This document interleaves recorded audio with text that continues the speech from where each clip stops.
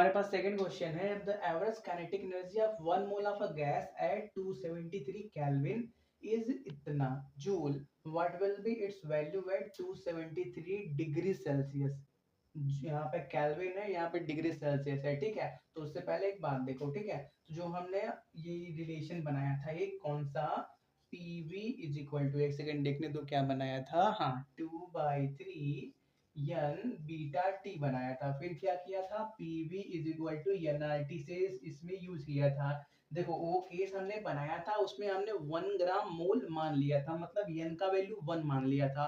तो वो तो एक पार्टिकुलर केस था, ठीक है। अगर हम कोई जनरल केस बनाए जिसमें नंबर ऑफ मोल को एन के ही बराबर रखने दो, ठीक है। तो देखो उस केस में आप क्या करोगे, पीवी की जगह एन आर टी यूज कर सकते हो। तो क्या करना, यहाँ पे एन आर टी लिखना। अब क्या करोगे, टी से टी काटोगे, बीटा का वैल्यू निकालोगे, तो बीटा किसके बराबर आएगा, 3/2। और क्या, आपका एन आर तो ऊपर ही रहेगा, ये एन नीचे आ जाएगा, बड़ा वाला एन, ये क्या है, अवोगाड्रो नंबर।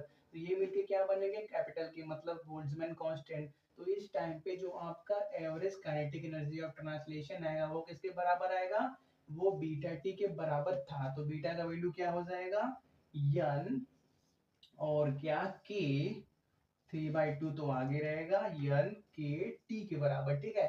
तो ये हो गया हमारा जनरल केस, ठीक है। जब क्या हो, हमारे पास नंबर ऑफ मोल्स गिवन ना हो, ठीक है। तो वही पे गिवन ना हो या कोई अलग वैल्यू दिए हो, ठीक है। यहाँ पे क्या था, हमने 1 मोल मान लिया था, तो ये आ गया। एन का वैल्यू 1 मान लोगे तो ये हट जाएगा, 3/2 केटी बचेगा, ठीक है। तो देखो हमारे पास क्या दिया है, average kinetic energy of 1 mole of a gas at 273 kelvin is इतना, ठीक है। तो ई के का वैल्यू दिया है 3.4 इंटू 10 के पावर 3 जूल। और क्या टेम्परेचर दिया है, एक सेकंड नीचे वाला रब कर दें, ठीक है। एक सेकंड रुको, तो कंटिन्यू करते हैं, ठीक है, यहाँ से, ठीक है। तो E K is equal to N R, sorry N K T होता है, ठीक है।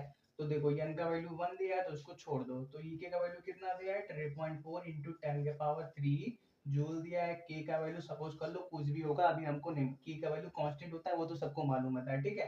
कांस्टेंट कितना होता है अभी यूज मत करो, यूज करोगे तो सॉल्व करना पड़ेगा, ठीक है। तो देखो और टेम्परेचर कितना दिया है, 273 केल्विन, ठीक है। ये क्या है, पहला केस बना दो इसको। और एक दूसरा केस क्या बोल रहा है, कि आप average kinetic energy of translation बताओ जब आपका टेम्परेचर 273 डिग्री सेल्सियस है। तो यहाँ पे केल्विन में करोगे तो क्या हो जाएगा, इसका डबल हो जाएगा, ठीक है। तो ये किसके बराबर हो गया, 3/2, आगे भी रहेगा, ठीक है।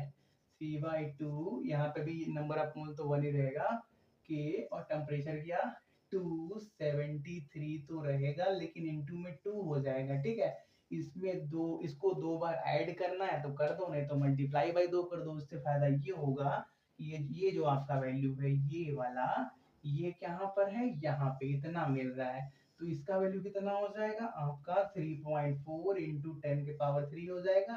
2 से मल्टीप्लाई कर दो तो कितना मिल जाएगा, 3 2 जा 6, 4 2 जा 8, मतलब क्या, 6.8 इंटू 10 के पावर 3 जूल मिल जाएगा, ठीक है। तो देखो यार, ऑब्जर्व करना है तो ऑब्जर्व करके कर सकते हो कि यहाँ पे केल्विन में, यहाँ पे डिग्री सेल्सियस में है, डबल टेम्परेचर हुआ तो एवरेज काइनेटिक एनर्जी भी डबल हो जाएगा, ठीक है।